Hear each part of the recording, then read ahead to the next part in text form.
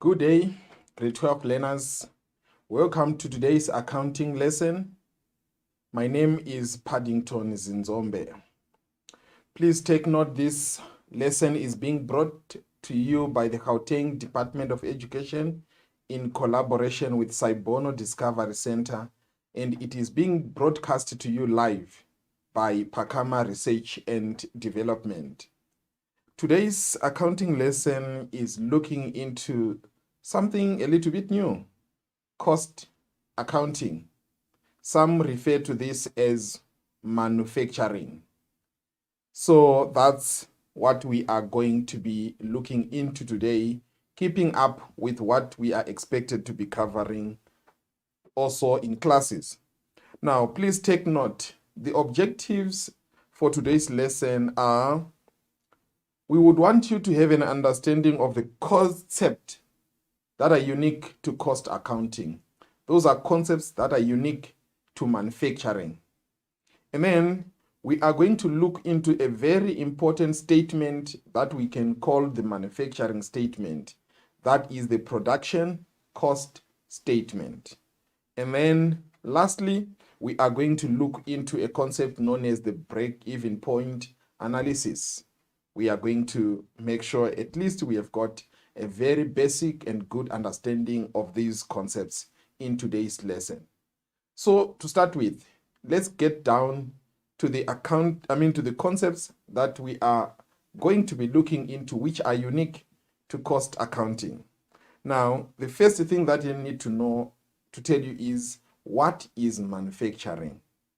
I think it's a very common word, something that we are used to. It is just the transformation of raw materials into finished products, which are ready for use. So that transformation is our manufacturing. To manufacture, to make, to produce, to transform. And then now, there are these terms that are very important, which we are going to be using a lot when we are dealing with this part of our syllabus. Now, remember, when we looked into a trading business, you are expected to buy finished goods and then take them to the market and sell. So there is cost of goods and then there is sale of goods. But this time, you are adding something else. You are not going out there to buy goods, but you are going to go out there to buy raw materials. So these raw materials are transformed within the business to become finished goods before the business sells those those finished goods. So in the process of making, we have got what are known as costs. We have got some cost centers. So in other words, we have got the first cost, very important, that we can never miss, is the direct material cost. This can be simply said raw materials cost, because it's looking into the cost of raw materials. And what do we mean by raw materials? These are the materials that are needed in the production of a product. And we are looking into those that can be directly linked to the product. If you are to produce bread, you can't do it without flour. So flour is a raw material for the production of bread. If you are to produce a book, you can't do it without paper. So paper is used to produce books. So in other words, these are raw materials. Now, please take note, there is something else that you need to know. There are some other materials that are needed, which may not be regarded as raw materials, and as such, they cannot be regarded as direct materials. So we are going to have what are known as indirect materials also when it comes to production. Now, the indirect materials are not directly involved in the manufacturing of the products that we are dealing with. We want to produce in a clean environment, so we are going to have cleaning materials. But are the cleaning materials raw materials to what we are producing? No. The machine that we are using will need lubricants for it to continue functioning properly. But can we say lubricants are the raw materials to what we are producing? No. So please take note. We do have direct or raw materials that are there for production, and we do have indirect materials, which are materials required that aid production. Direct materials, indirect materials. And then, apart from these materials, production will never take place without labor. So the next cost that is very important in this topic is the direct labor cost. Now, direct labor cost, we are looking into factory laborers. We are looking into people who are on the production line. They are involved in production. So we are looking into the men in the workshop who are having overalls, who are having work suits, who are going around with equipment, and they are operating machines so that production takes place. Direct materials. Direct labor. But please check here. We have got something that is closely linked to that. We have got other laborers who are there to aid production, but they are not on the production line. Like a cleaner is there. Make sure the environment is clean. Make sure everything is okay in the workshop. But is the cleaner producing? No. Because the cleaner is not on the assembly line, then a cleaner's salary becomes an indirect. So when we look into direct labor, we are looking into their wages as direct laborers. We are also looking into bonuses, if there are any bonuses that are given to these guys. And we are also looking into all the contributions that may also be there. Remember, contributions are an additional cost to the business. So it is also regarded as part of the direct labor cost. And then, closely linked, as I have said, we have got indirect labor costs.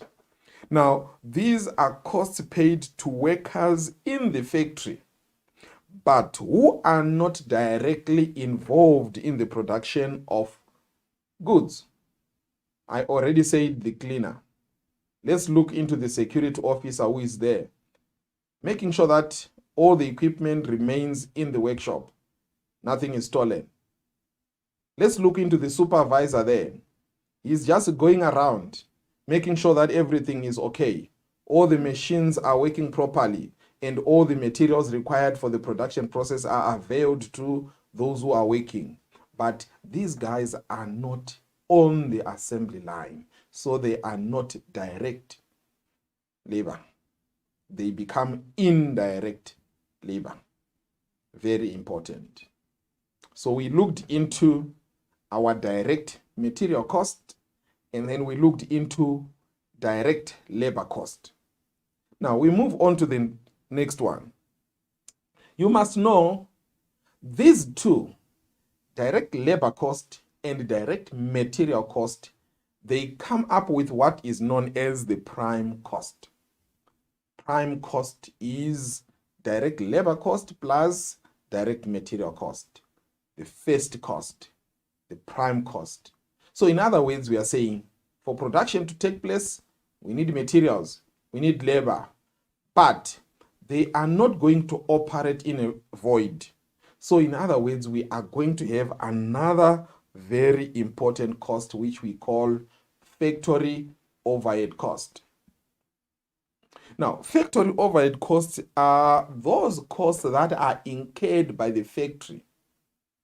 In order for production to take place, they need to be there. We are looking into the factory rent. There is the building that we are renting so that we can produce. We cannot call that labor. We cannot call that materials, but it is an overhead. So we do have factory rent, water and electricity as examples of our factory overhead. We can also look into costs such as insurance, because they directly affect our factory. Then it means they are factory overhead. And please take note, when we looked into direct labor and when we looked into direct materials, we also had indirect components. Now, those indirect components, they also form part of factory overheads. So whenever you are preparing or you are calculating your factory overhead cost, remember we need indirect material cost in there. We also need indirect labor cost in there, so that we are going to have the correct factory overhead cost. Now check what we did. We are now having three very important costs: direct materials, direct labor, and then factory overheads. Now, these three costs are our manufacturing costs. So if we add them together, we are having our manufacturing cost. We just need to bring them together, and then we can have our manufacturing cost. Now, I would want to say something before I get to the fixed cost and variable cost concepts that I would want to approach. Now, in a factory setting or in a manufacturing setting, the business also have got other departments which are not necessarily the factory. So we are going to be having an office that should be run by the administrators. So we also sometimes do have what are known as administration costs. Now, administration costs, they do not affect manufacturing, but they are very important component in a business that is doing manufacturing. Why so? Because we need to be administered whilst we are busy with our production function. Phones need to be answered. Printing needs to be done. Orders for material. Communication with maybe those who are going to supply us with a number of other things, our stakeholders. So it means now that also may be brought in, because there is a component of what we call administration costs. So you are going to see that there are some other costs that may be there which do not affect the factory, but they affect that department, administration. We are also having a shop where when goods are completed, then there is need for us to be in a position to sell them. So you are going to see there is another selling and distribution department where selling and distribution takes place. Now, that is also another area. They are not involved in our manufacturing in our factory, but we need them, because once goods have been manufactured, we need to make sure that they leave the factory and they need to be sold. So they also have got their own type of expenses that they deal with, such as the salesperson's commission, things such as advertising. They also have to deal with items such as bad debts. So please make sure you have an understanding of the 5 cost centers, which are direct material, direct labor, factory overheads. These 3 being involved in the factory. And then the other 2 support departments, administration and selling and distribution. Very important. Now, this will permit me now to look into my next item, fixed costs. Now, by nature of just being called fixed costs, these are costs that do not change because production have changed. They are fixed. Even when production increases, production decreases, they are fixed. Let's look into rent, for example. You are renting a factory for 5,000 per month. Suddenly there's a strike. No employee is getting to work, so no production takes place during the month. Are you going to pay rent? Definitely yes. You are going to pay rent. And then after a month, an agreement is struck, and then the strike ends, and then now people are having a lot of energy, they get to work, and they produce a lot of units. 100,000 units have been produced. Are you going to pay rent? Yes, you are going to pay rent. Is it going to be increased? Never. You are still going to pay the same amount. Fixed cost. So they do not respond to the number of units produced. They do not respond to the level of production.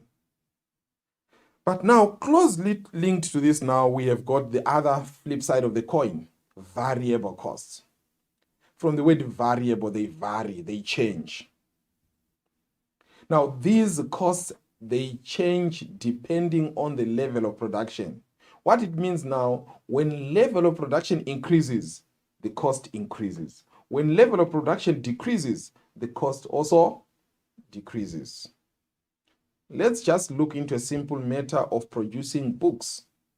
Now, when you are producing a book, you need paper worth 10 rand per book. That's variable cost. Raw materials, variable cost. Why am I saying variable cost? If I produce one book, I need paper worth 10 rand. But the minute I produce 2 books, I need paper worth 20 rand. So as the number of books produced increases, this cost is also increasing. Variable cost. Now, the cost increases when the factory produces more products, and it also decreases when the factory produces less products. Fixed and variable. Now, I just want you to see something very interesting here. The 5 costs that I have given you, they are somehow married to these variable and fixed costs. And then it means there are going to be 3 of those costs which are fixed. You need to know this because somehow you may need to use this. Now, when it comes to fixed cost, we do have our factory overheads. There are 2 of them, factory overheads, as well as our administration cost. So it means our factory overhead cost plus our admin cost. These 2 are fixed. They do not change when production level changes. But these 3, starting with direct material cost, plus we have got selling and distribution cost, plus the third one, direct labor cost. These 3, they are variable. They change. When production increases, they increase. When production decreases, they decrease. Very important for you to be in a position to remember this, because I know we are going to need to use it at some point. Now, there is also something that you need to know, a concept known as contribution per unit. Now, contribution per unit is the difference between the selling price and the variable cost. Now, you are going to see that selling price and variable cost, those costs are very important in trying to check how much profit our business is going to make, because that's what contributes towards our profits. Now, there is one thing that I like about fixed costs. Fixed costs, they are fixed. The total fixed costs are fixed. But fixed costs per unit is always decreasing when production increases. What am I saying here? Now, let's assume I am paying rent for a room where I am producing chairs. And this month, I was so lazy, I produced 1. What does that mean? It means the total amount of rent, let's call it 2,000 rands. All 2,000 rands have been absorbed in producing 1 chair. But when next month I produce 5 chairs. I'm still paying 200,000 rand. 2,000 rand. What does that mean now? It means now the cost is going to be spread to the 5 chairs, which means the cost of producing 1 chair becomes cheaper. The fixed cost per unit becomes smaller. So as I increase production, the fixed cost per unit is decreasing. Because of that, it is an advantage for a business to produce more. You are going to see that when we look into the break-even point concept, because that's where our contribution per unit comes into play. And then let's look into the break-even point just for now in passing. Now, the break-even point is the level of production where the business is managing to have income equaling expenses. In other words, no profit, no loss. The break-even point. No profit, no loss point. The total income is equal to total cost. No profit is being made, no loss is being made. Now, we expect our production level to be always more than break-even point if we are to make profit. So we are saying if we discover that our break-even point is 2,000 units, we produce at 2,000 units, not making any profit. But the minute we produce more than 2,000 units, then we are working towards profit. So it helps the business in making decisions on production level. Very important. Now, we have got these types of stock because you are going to see usually information item A, when they want to give you information, they give you stocks. So we have got different types of stock. Raw material stock. What do we mean? We are saying there is usually inventory of raw materials, because when the period starts and when the period is end, we cannot say because the period is starting, we don't have anything in our warehouse. And then we start ordering on day one. And when the year is towards ending, we make sure that we clear our warehouse. We can't do that. We are always having opening stock of raw materials when we start the year, and we have got closing stock of raw materials when we end the. That's the inventory. So for these types, we always have finished goods, opening stock is there, closing stock is there. Work in process, opening stock is there, closing stock is there. Indirect materials, opening stock is always there, and closing stock. These are the types of stocks that we have, the types of inventories. Now, let's move into the preparation of statements part. I think that's what you always call the accounting part. Let's account now. Now, one thing that you need to know is we have got a very important statement that we need when it comes to manufacturing, and they call it the production cost statement. Very important. Production cost statement. Now, what is the format? This is one of the things that they've got a format.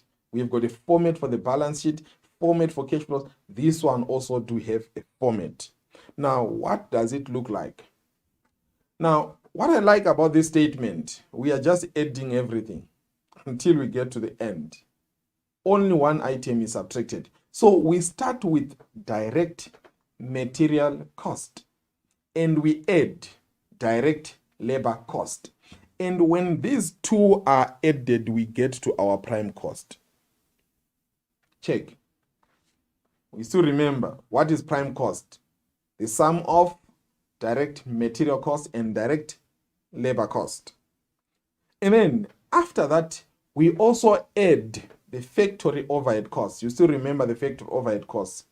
Those additional costs that we incur in the factory, which are not direct: rent, insurance, the salary of the supervisor, the salary of the cleaner, those costs that we incur, water and electricity, we add now direct factory overhead costs, and then after that, we are going to get our total manufacturing cost. This is the manufacturing cost. So in other words, we are saying when we add those three costs, direct labor, direct materials, factory overheads, when you add these three, manufacturing cost, we are done with manufacturing.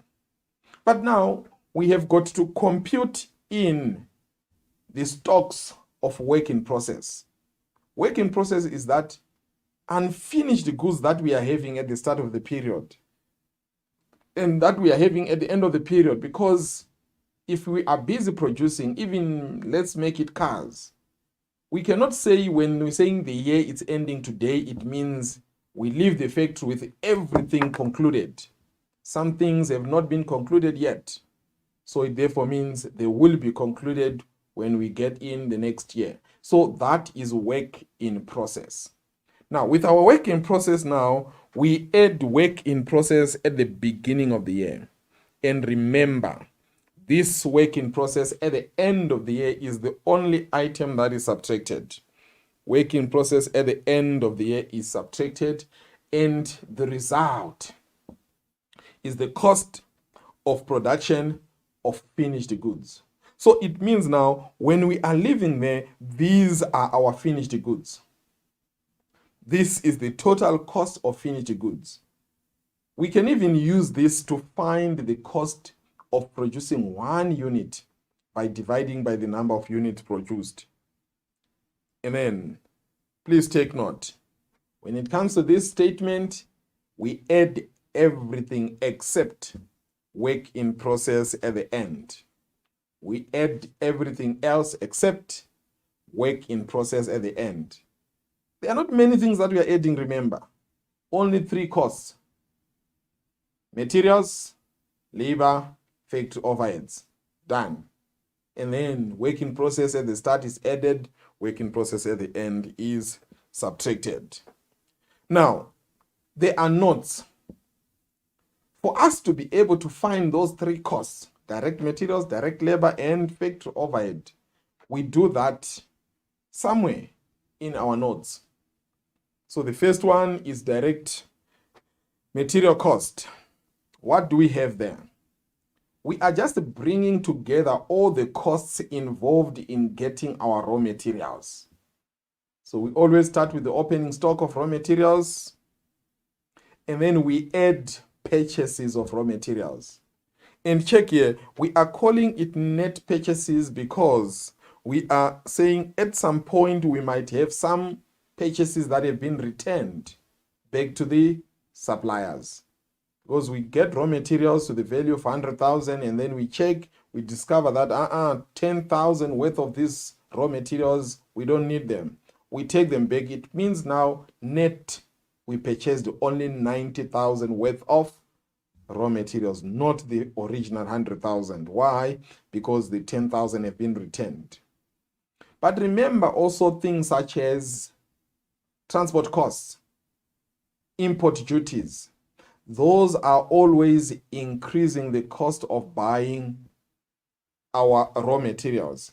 So it means we also need to add those. So that's the reason why you see we always add carriage on purchases. We also add customs duty. Remember, when all is done, we need to subtract our closing stock of raw materials that have not been used. It means now the result is the raw materials that have been transferred to the factory. In other words, these are the raw materials that have been used in the production, and that becomes our direct material cost. That's my direct material cost. So you can see this one in red here is the cost that we need. And after having it, where do we take it to? To the production cost statement. So when we are busy with this note, we are just looking for this figure so that we can send it to the to the production cost statement. And then after that, let's check the next one. It's direct labor cost. Now, on direct labor cost, we are looking into the direct laborers, remember, those people who are on the production line. So we are looking into factory wages. But remember, it's not enough before we also look into the contributions that have been made by the business towards these guys. Contributions for pension fund, medical aid, UIF, among other things. Now, you are going to see that questions in the exam, they might come in differently where you are expected to calculate the factory wages based on normal time as well as overtime. Then we need also to be careful and be able to deal with such instances. But where you are given factory wages and contributions, remember what to do. We are going to check the gross, and then we also add the contributions, so that we are going to end up with our direct labor cost. The red one. Why do we need this? Remember, to prepare this note is to find a figure that we are going to take to our main statement, which is the production cost statement. So we now have the two figures. When added together, what do they give us? Prime cost. So there we are. Direct material cost plus direct labor equals prime cost. Very important to note. And then we go to the next one, factory overhead costs. Now, when it comes to factory overhead costs, we are now looking into all other factory costs that are not directly linked to the materials and labor. So we are going to start with indirect materials, and we also have indirect labor. And then we are looking into things such as depreciation of machinery and equipment, and we are looking into factory machinery and equipment. We are looking into maintenance cost of factory machinery and equipment. We are looking into rent that we are paying for the factory building. We are looking into factory water and electricity. We are looking into all other items that we can think of. It might be factory insurance. Now, please check something here.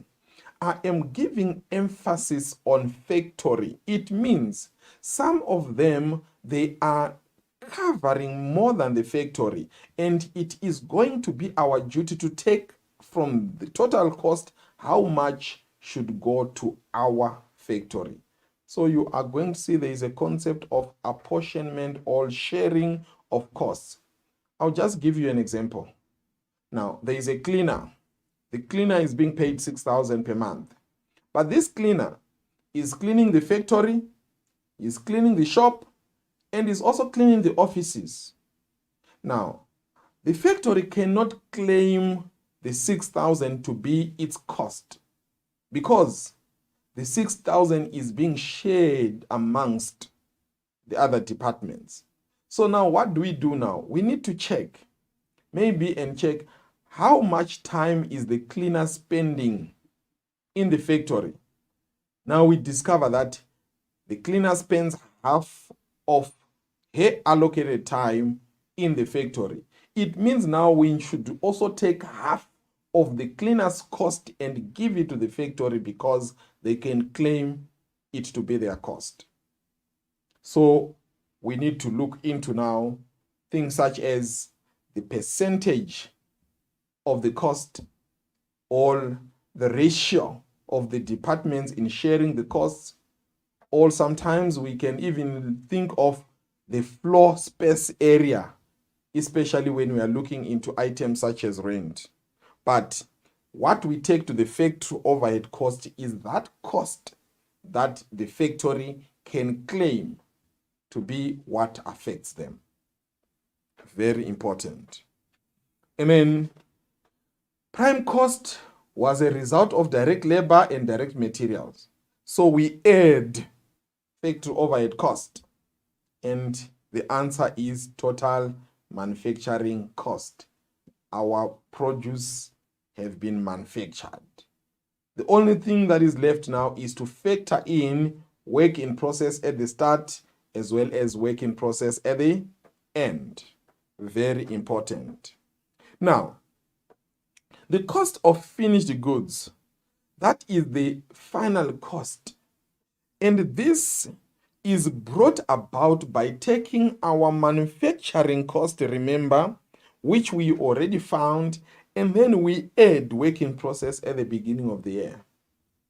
And then we subtract work in process at the end of the year. That's how we get to the cost of production of finished goods. Now, this production cost statement that we are dealing with now is the same thing that we used to do last year. But the only thing, we were preparing it as a ledger account, and the name that we gave that was the work in process account. So I'm going to try and remind you what we did last year to try and get to the same thing. Now, we used to have a work in process account. Now, this is what the work in process account looked like. Now, we always started with a balance brought down, and this is our work in process at the start. The same balance. And we have got a balance at the end. This is our work in process at the end. So you can see we are still using the same, but only that the format has changed. And then we have got our three costs. Still remember them. Direct material cost, direct labor cost, factory overhead cost. And what do we do those three? We always add them, right? So they are added together. And they are also added to the working process at start. And then this one, in a way, is being subtracted, the working process at end, because when it goes to the credit side, it means it's going to be subtracted. And what is the result? This is the finished good stock. In other words, that's the same as the total cost of production of finished goods. So we are taking the same statement that we did last year as the work in process stock account, and we are turning it into a statement, and we are giving it the name production cost statement. Still the same path. Now, please don't forget direct material cost plus direct labor cost plus factory overhead cost gives us our total manufacturing cost. Very important. Now, please also remember we used to do the finished goods stock account. Very important account. So this is the balance brought down and is the opening stock of finished goods. Right? And then the balance brought down is the closing stock of our finished goods. Very important. Now, what does that mean? And then this item that you are seeing as work in process, this is the cost of production of our finished goods. So it means that's the one that we have been looking into. That's what we need. The cost of production of finished goods. That is our work in process. And then it means from there, these are going to be sold. Cost of sales. Now, please take note. We might also need to use this information in instances where we can get a question where they give us cost of sales, but this is missing. How do we go about it? I think we have been dealing with ledger accounts for very long now to know that we balance off the account to be able to find the missing figure. Please, let's hope maybe we are going to see such a situation today. Now, what you need to know is the work in process that we are seeing in this account is the one that we are calling cost of production of finished goods, because it's coming from the work in process account where we are having our finished goods being sent to the finished goods stock account. And remember, finished goods stock or work in process determine the cost of production of finished goods. In case where we are given cost of sales, then we can be able to find the cost of production of finished goods. So remember that when we are not given the production costs and they give us cost of sales, we can play around it to find what information that we are looking for. This depends always entirely on the information that we are given in a question that we are expected to work with. Very important. Now, as always, accounting is never accounting without us working through activities so that we can be in a position to tell what is taking place. We are now getting to our first activity for the day. Please take note. The first one, just a teaser. We're just checking if at least you had an understanding of the costs that we dealt with. So it says identify one cost account for each of the description from the list below. So this is the list.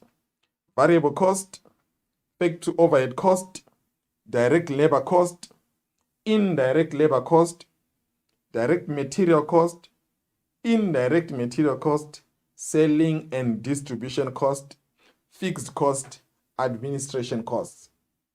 Can we be able to get a statement and say, I know this is an administration cost? Let's check. These are the statement.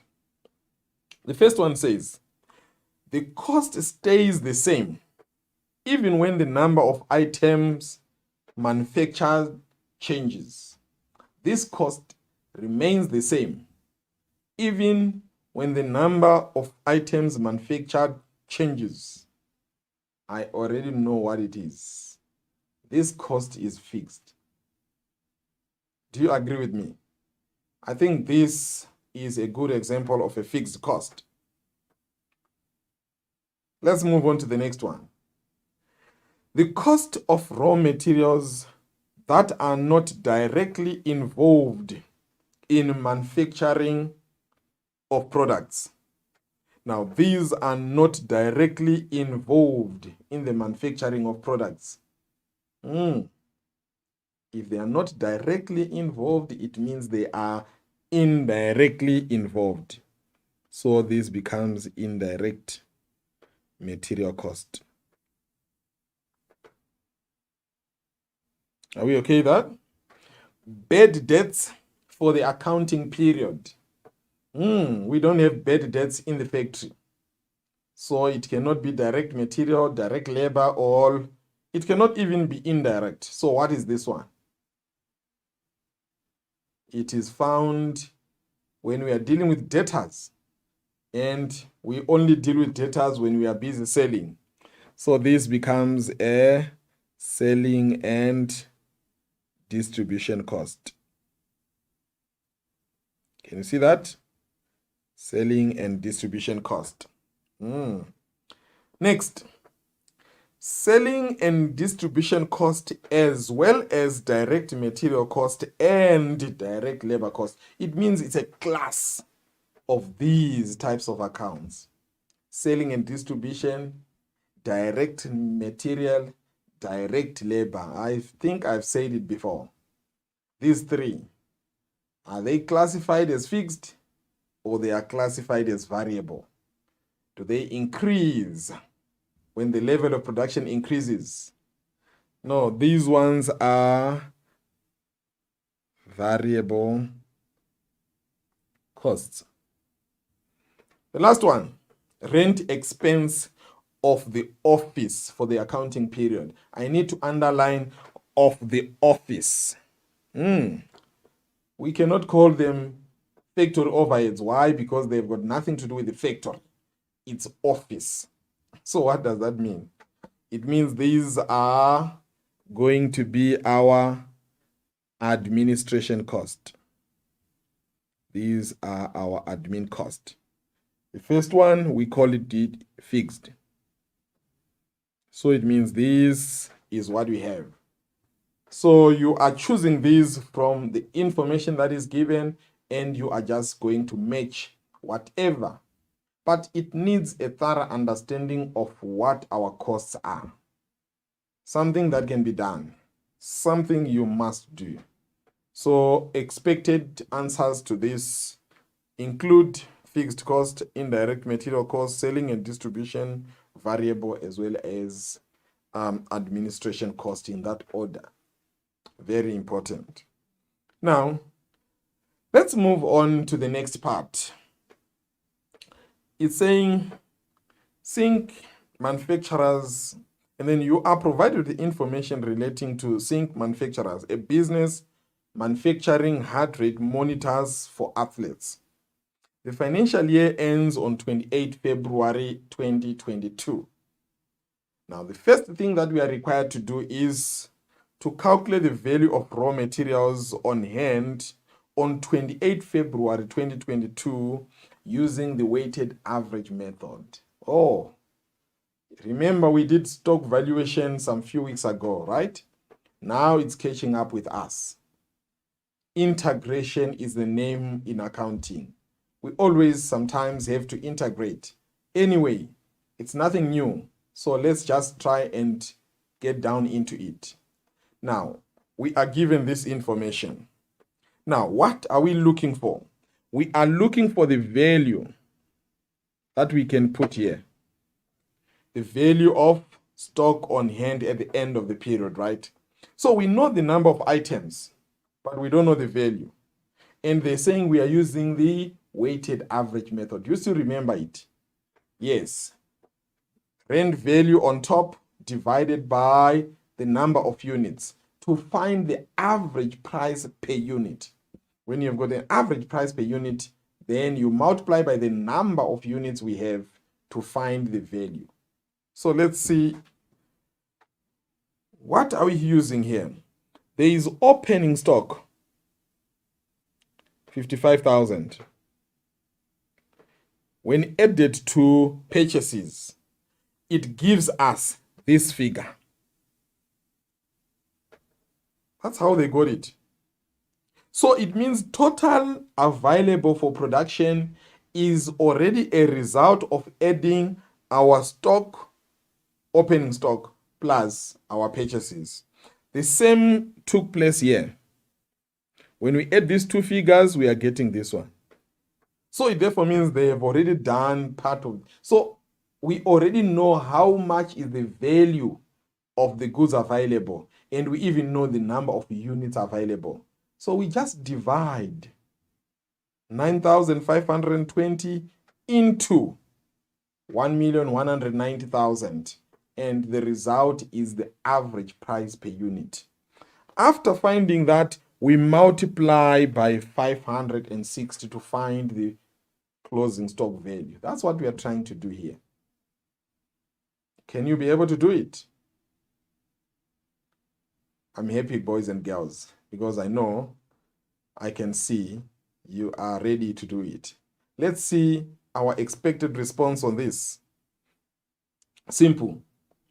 Remember 1,190,000, which is the available. That's what we are using. But in case you might miss it, you are just adding opening stock of 55,000 plus 1,135,000. And then you divide by the number of units, which are given, 9,250. In case you miss them, they found by adding the opening stock of 500 units plus the purchases of 9,020 units. When this is computed, we multiply by 560 the number of units that are there in stock, and we are going to get our 70,000. This is the value of our closing stock. Have we managed to get it? Yes. I'm happy. Remember, we are bringing in weighted average in calculating the closing stock. That's it. Nothing much. Something doable. We can do it. We are accounting people. Now, the weighted average method requires us to use this formula. opening stock. On top is the rands value. At the bottom, the number of units, so that we can find the average price. So the opening stock, add purchases minus returns plus carriage, as well as plus customs duties if they are there. In this question, there was no returns, there was no customs duty, there was not even carriage on purchases. And then at the bottom, we are saying opening stock in units, add purchases, say less returns if they are there. In this case, there were no returns. So in other words, we are having that, and that's how we managed to do as we were required to do. Now, the next question is just saying, calculate the value of indirect materials issued for production. Now, the same information is still there. Please take note. What you know now is here there is 70,000 here, which is the value of our closing stock. So what are we saying here? We are having a total of 1,190,000 worth of raw materials available for production. And we started taking those raw materials to the factory. At the end of the period, we still have got 70,000 that have not been taken to the factory. What does that mean? Simple. The rest were used in production. So in other words, we are just going to take our 1,190,000 and subtract the raw materials in our closing stock. Why? Because those ones have not yet been taken to production. So the rest have been taken to production. So it is going to be a very simple calculation. 1,190,000. How did we find the 1,190,000? It's given, but we can also find it by saying opening stock plus purchases, right? And then we subtract closing stock. Remember the formula, very important just for the future. When we want to find stock issued for production, we are going to say opening stock, add net purchases. Remember, we are taking into consideration the issues of returns and maybe sometimes our carriage as well as customs duty. And then we subtract closing stock. So the key is we must subtract closing stock so that we can find what have been used or what have been issued to production, which is the stock issued to production, the raw materials issued to the factory so that production can take place. I think we are still on the same page here. So let's move on. They are saying here, prepare the note for factory overhead costs. Now, what I try to do with this one is to try and break down this note into different components so that we cannot have it to deal with all of the information at once. So I'm going to bring in information that is relating to the component that we are dealing with. And then in the end, we are going to see what our production cost statement looks like. So there we are. To start with, we are given this information about stocks. So we have got indirect materials, we have got work in process, and then we have got finished goods. Remember, finished goods are very important when it comes to calculating cost of sales. But if cost of sales is given, what does that mean? We can use it also to find production cost if that is not given. So remember this because we might need it. But for now, I am interested in indirect materials. So check what's happening with our indirect materials. We are given opening stock of indirect materials. We are given closing stock of indirect materials. So there is our closing stock. There is our opening stock. These affects the figure that is going to be for our indirect material cost. So are they giving us more information on top of this? I guess they are doing that.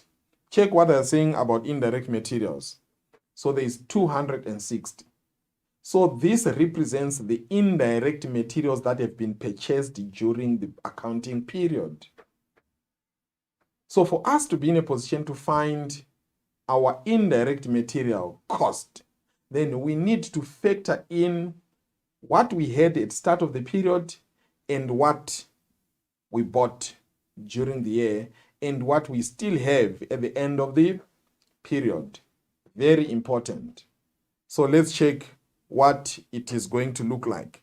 So you see, I brought in my opening and closing, and I still remember there is a 260 to represent what was purchased during the period. Then these are the three figures that I'm having here. Now, they are also saying the following items must still be taken into account. What items? On indirect materials. They are saying indirect materials used is divided between the factory, admin, and selling and distribution departments. And this is done in the ratio of 1:1:3. What does that mean? It means the factory is going to get a share of 1. The admin is going to have a share of 1. And the selling and distribution department is going to have a share of 3. 1:1:3. Now, when you add these three figures, you are going to get a total of 5. So 5 becomes our total ratio. So the share that is going to get to the factory is 1/5. The share that is going to go to the admin is 1/5. And the share that is going to the selling and distribution department is another 3/5. Very important. Now, let's see how do we go about getting what we are looking for. When it comes to calculating indirect materials, we start with opening stock. We add purchases. So there is our opening stock, 4,500. It's taken and it's here. Plus purchases, 260,000 is taken, there it is. And then, as always, closing stock is always subtracted. When it comes to closing stock, always remember it has to be subtracted. So our 2,730 is subtracted here. And this gives us our cost of indirect materials that have been used. But remember now, the cost of indirect materials, not all of it have got something to do with the factory. So we cannot take the share, we cannot take the portion that is not belonging to the factory. We only need the portion that is belonging to the factory. And according to them, they're saying only 1/5, 1/5 is belonging to the factory. That's the reason why we are saying whatever answer we get from here, we multiply by 1/5, and that is going to give us 52,354 indirect material cost. That's our indirect material cost. But are they done with us, these guys? They seem to be having some other thing again up their sleeve. Now they're saying, at the end of the year, it was discovered that indirect materials in the factory costing 1,750 had been stolen. Now, after the factory got its share of the cost, after the factory got its share of its indirect materials, part of that was stolen. And what was the value of what was stolen? 1,750. The material is insured, and the insurance will pay out 1,130 in March. No entries have been made to record this theft. The net loss on the theft must be treated as an administration cost. So the loss, we are not worried because it is going to be an admin cost. But remember here, we are saying of the factory cost, how much have been lost? of the factory cost, how much is no longer part of the factory cost. Whenever it's stolen and we are sure it was stolen, then we cannot claim to say the factory had that as a cost. So we must take off the 1,750 for stock of indirect materials that have been stolen. So it means our calculation is going to go further and say on top of what we have already done, let's subtract 1,750. So we are taking the 52,354 that we had minus 1,750, and there we are going to have our final figure representing indirect materials. And remember, where do we take indirect materials to? They go to the factory overhead cost account. Very important. Have we seen what happened? We calculated our indirect materials cost, indirect material cost. Opening stock, add purchases, less closing stock. We got the cost. And then they are saying here, not all of it is belonging to the factory, so we took the portion that belongs to the factory, 1/5. And then they are saying here, part of it was stolen. So we cannot say we are going to account for this stock that we never had because we knew it was stolen. So we subtract it to find our factory overhead cost. So this goes to the factory overhead cost account. Very important. Now, let's look into another thing. There is also an element of insurance there. They are saying the monthly insurance premium increased by 10% on 1 January 2022. Insurance paid for the year amounted to 124,992. But this includes insurance paid in advance for March and April. Please take note, our year is ending in February.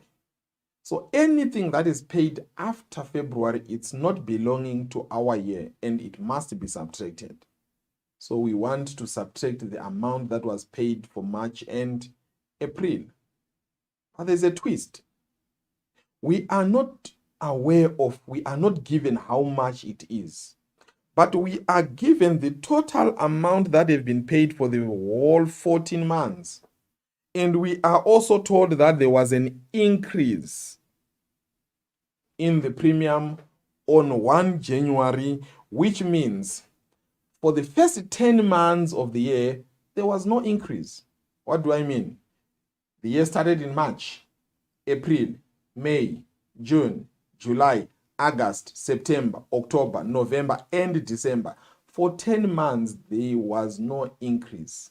But when they turned over into January, it went up by 10%. So it means they now have to pay 100% plus the 10 extra percentage from January, February, March, and April because they paid until April. So we want now to be in a position to subtract the March and April. So let's try and see if we can tell how much it was. We have been facing such an adjustment in respect of rent when we get to our income statement. So it's nothing new. We have dealt with this before. Let's see how can we deal with this one. Now, insurance, we want to find insurance that have been paid in advance. Now, there is my working. 10 months before the increase. Now, our insurance premium before it increased was 100%. So it's going to be represented by that 100. Do you understand that? Now, what does that mean? It means when we multiply 10 by 100, we are getting 1,000. There we are. Plus, we also want to account for the 4 months starting from January until April. So for these 4 months, our insurance premium had gone up by 10%. So if you check, before it increases, it's at 100%. So if it increases by 10%, it becomes 110. There we are. And when we multiply this, it gives us 440. Let's add. That's how we get 1,440.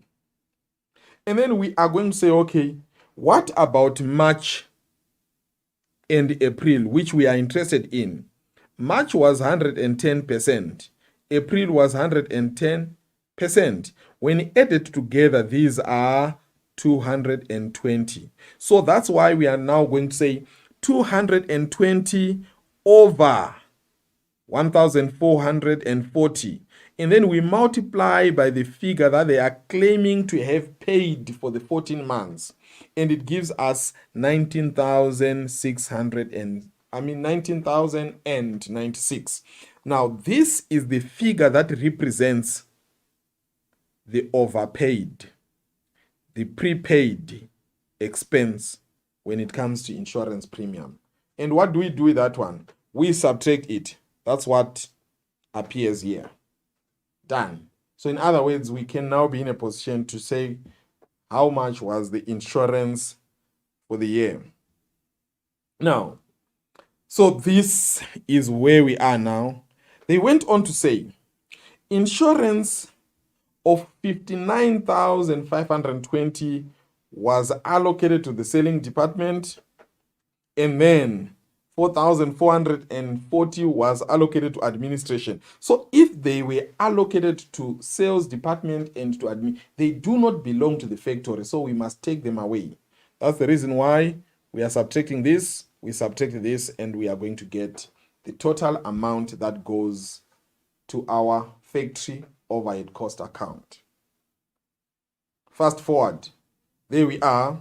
So you can see the factory overhead cost that was given is this before these were taken into account. So we took this into account and we also took this into account. I've shown you the workings so that you can see how we managed to get to those figures. And when we add these three figures together, that's how we are going to get our factory overhead cost of 705,820. This figure goes to the production cost statement if need arises, or if they are going to ask us to do that. Now, the next one, they said prepare the production cost statement. But please remember, we did direct material cost, we did direct labor cost, and then we also did factory overhead cost, right? And then let's see, but I mean, we did factory overhead cost. This one we did. We did material cost, but we never did labor cost. So maybe they might have something up their sleeves when it comes to this. Let's see if there's anything. What are they saying here?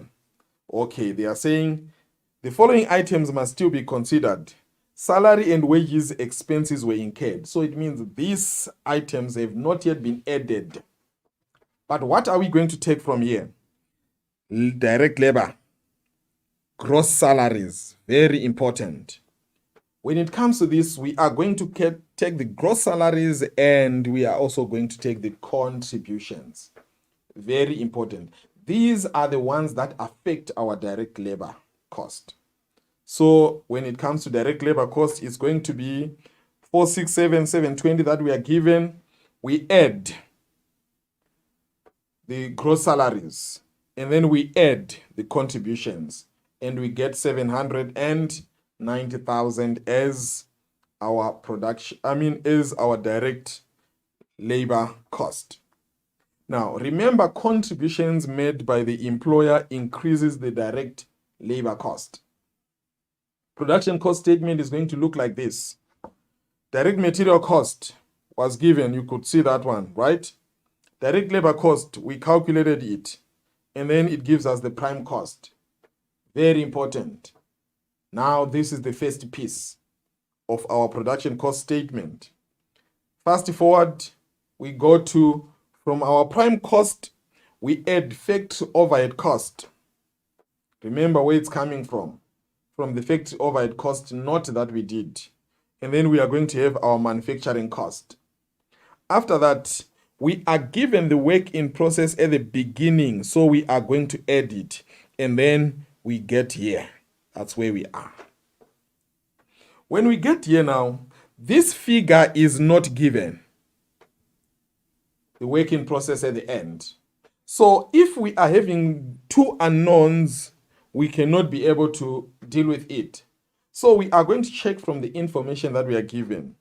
You are going to see that we are given the cost of sales. So the cost of sales is there. And when the cost of sales is there, we can use the stocks of finished goods to calculate the cost of production. When we are given the cost of sales, we can use the stocks of finished goods to find what we are supposed to have. So that's what we did here. Take the cost of production, we add opening stock of finished goods, we subtracted closing stock of finished goods, and that's how we got to the cost of finished goods. That's when we start working going backwards. So if we have got this figure here, and we also have this figure, can we be able to find how much was the work in process at the end? That is going to be found as a balancing figure. We subtract the 2,680,870 minus the 2,492,000, and then we can be able to find our work in process at the end.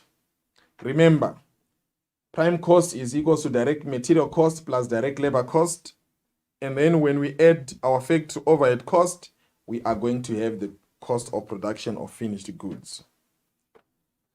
Done with our production cost statement. Given time, we are going to try and look into something else similar to that. Now, the next thing that we are going to do is to look into some information on the calculation of the break-even point.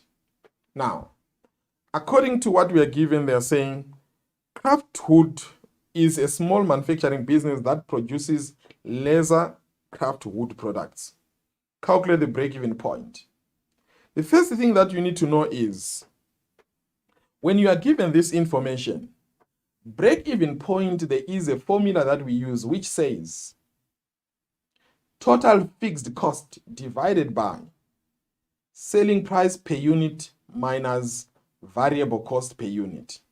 Now, you still remember what I said about fixed cost and variable cost. You need to know which ones are fixed and which ones are variable. Let's see if we still have that information. Variable, variable, variable, fixed, fixed. What does that mean now? It means now, if we want to find the total fixed cost, we are just going to add this and it gives us our total fixed cost. And when we want to find the variable cost per unit, we are going to add these three and they are going to give us our variable cost per unit. Very important because that's what we are going to need. And then some more information is given and we are told that this is the selling price per unit. And then there is unit sold as well as the break-even point. Now we are given for 2020, but we are not given for 2021. That is going to be what we are going to try and find for ourselves. Let's start by finding the break-even point. Remember what we said. We add the two fixed costs. These two are added, a sum of that. And then we say divided by selling price per unit. This is the selling price per unit. And you can check where it's coming from. 18 Rand 85 minus the variable cost per unit. This is the variable cost per unit. But I told you, how do we find it? We add those individual variable costs per unit. And then that's how we got it. And when you put this on your calculator, as easy as that, it gives you 11200 units.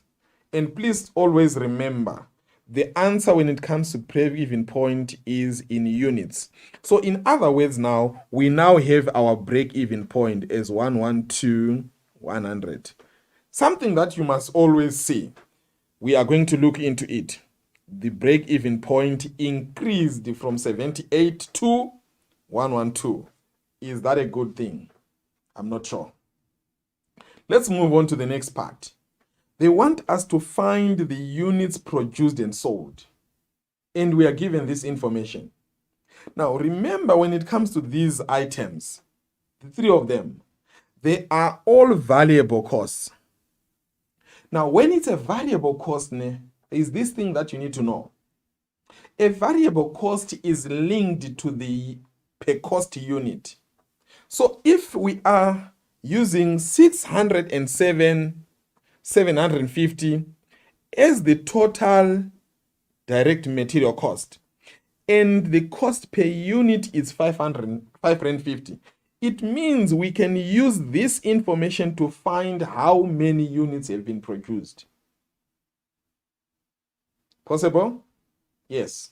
We just divide 607,750 by 550. So because they are all being used for the same thing, it therefore means we can use any of these three to find what we are looking for, the number of units produced. So let's check what it is going to look like. There is our calculation. Whether we use the first one, direct material cost, or we use the second one, direct labor cost, or we use the last one, selling and distribution cost, the answer is going to be the same. 110,500. These are units. So now, we have managed to find the break-even point in units. And we also have been in a position to find the number of units that have been produced and sold by the business. And we can now be in a position to give an answer to the last question that we have. Now it says, explain whether you think the owner, Jenny, should or should not be concerned about the profitability and the production level of a business. Provide 2 reasons and justify your answer by providing supporting figures. Oh, there we are. I just decided to bring in the calculated figures here so that they can help us to be in a position to see things clearer. Now, what I would want you to always understand is this. When they say comment on the break-even, you are not commenting on break-even entirely or only, but you are looking into a relationship that exists between break-even point and production level. Let's start our story in 2020. Now, what happened in 2020? In 2020, the break-even point was 78,000. And the production level was 98,000. And if you can check, the difference between the two figures is 20,000 units. And please note something. There is more produced than the break-even point. Remember what I said earlier. I said to you, production level should always exceed the break-even point level if a business is going to make profit. So what does that mean here?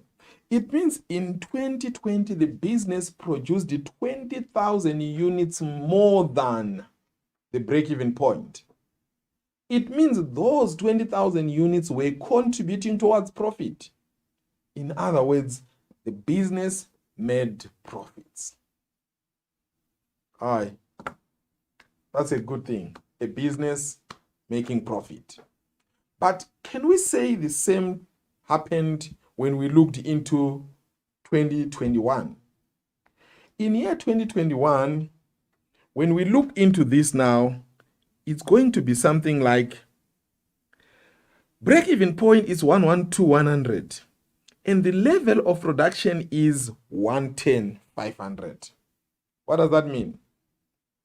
It means the business produced less than the break-even point. Is that a good thing? Definitely not. When a business produces less than the break-even point, it means they are now making losses. And that's not what makes business people happy. Business people are happier when they are making profits. So if you are expected to comment on 2021 alone, you are now going to be comparing the level of production and the break-even point level. And you are looking into whether the business is making a profit or it's making a loss. And a profit makes the owners happy. A loss makes the owners unhappy. That's the starting point. Now, apart from that, we can also compare production of 2020 to production of 2021. Let's check what happened there. In 2020, it was 98,000. In 2021, what happened to production? Production increased. Is that a good thing to have production increase? Yes, it's a very good thing. So production increased. Good. But maybe what should be our concern is how much was the increase? So if you check the increase from 98 to 110,500, it's an increase of something like 12,500 units. So our production increased by 12,500 units. Hang it there. And then let's go to break-even point. Are we happier when the break-even point increases or when the break-even point decreases? Now, a business should be happier when the break-even point decreases. Now, the break-even point is like a swimming level, the water level, right? If you are learning to swim and the water level starts going up, is it going to be to your advantage? Never. You are going to drown. But when the water level is going down, you can afford even to smile because at least you can walk out of that water. So the break-even point, when it increases, it's not a good thing. When it is decreasing, then it is a good thing. Very important. So let's check what happened here. The break-even point increased from 78,000 to 112,100. Now, what happened here? Of note is our production increased by 12,500. But our break-even point is increasing by more than 30,000, if you can check. Is that a good thing? Never. So if our break-even point is increasing by 34,100 and our production is increasing by only 12,000, is it going to augur well for the business? No. So that's where the problem is. So when you are looking into giving a response now, you must be in a position to check here. What are the examiners looking for? One, we are looking for whether you can be in a position to make a comparison between break-even point and production level and seeing whether it's a good thing for business or it's not. And then for those that can look into production or look into into break-even point only year to year, they will be awarded marks, but not as much as is expected when you compare production to break-even point. So that's very important. You might be correct, but your correctness may not give you the amount of marks that you'll be looking for. So let's check what would be expected responses to such questions. Now, the first part was saying, should the owner be concerned or not? Now, I think the owner should be concerned because the business is not profitable. Why are we saying that? Because we can see we are having to produce less than the break-even point. That means the business is making a loss. The business is not profitable. Now, how can we comment around this for more marks? Now, the first way is to look into that the BEP has been calculated at 112,100 units. And they are only producing 110,500. Therefore, they are making a loss on 1,600 units. The difference between the two, it means these 1,600 units are contributing towards our loss. In other words, we are making a loss on those units. Very important to note. You can also get enough marks if you are looking into a comparison between now, this year, and last year. And you are looking into to say, when we look into 2020, the BEP was 78,000 units, and they managed to sell 98,000 units. They registered 20,000, you profits on 20,000 units. Now, this happened in 2020, but they never did this in 2021, which is the year that is the current year, the year that we are looking at now. So what does that mean? It means the business have failed to manage to beat profit levels of last year, or in a way, the business decided or suddenly became unprofitable. We are turning a profitable business into an unprofitable one from the look of things. But for 2 marks, we can give you 2 nyana when you are commenting on break-even point only. So you can say the break-even point have increased from 78,000 units to 112 units, and they increased by 34,100. It means that increase is not a good thing. It's like you are swimming and you are learning to swim, and then the water level suddenly starts going up. You know what it means. You are going to drink half of the swimming pool. Now, check also, was there any reason why we could comment on production? Now, what happened to production? Production increased. When production increases, is that a bad thing? No, it's a good thing. But we already decided to say the owner is concerned. So if the owner is concerned, the owner is not happy. And when the owner is not happy, we are not going to comment on things that makes the owner happy, like the increase in production level. So you need to be in a position to do this. Just a recap as we get to the end of the lesson. What is it that we looked into?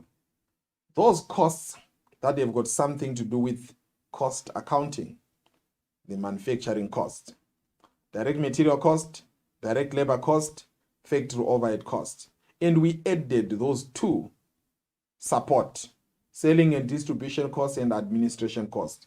We have got those 5 cost centers. Please remember what makes up direct material cost, what makes up direct labor cost, because it is very important. We also looked into the preparation of the production cost statement, remembering we need 3 notes: direct material cost, direct labor cost, as well as the factory overhead cost note. And then we also looked into the concept of break-even point. What does it say? Break-even point is the level where we are not making a loss, not making a profit. But at the same time, we use it to check whether the business is making a profit or loss by comparing break-even point to the level of production. Let's hope this lesson have been productive and this lesson have brought to you something new that you may use as we are getting ready to write our junior exams and our prelims following, the finals just behind them. Please take note, you are thanked for watching this broadcast. We are still in the times of COVID. Those required should always continue. Remember your social distance, sanitize, clean your hands, social distance, among other things. We still need you. Until we meet again in our next lesson, have a nice day. Thank you.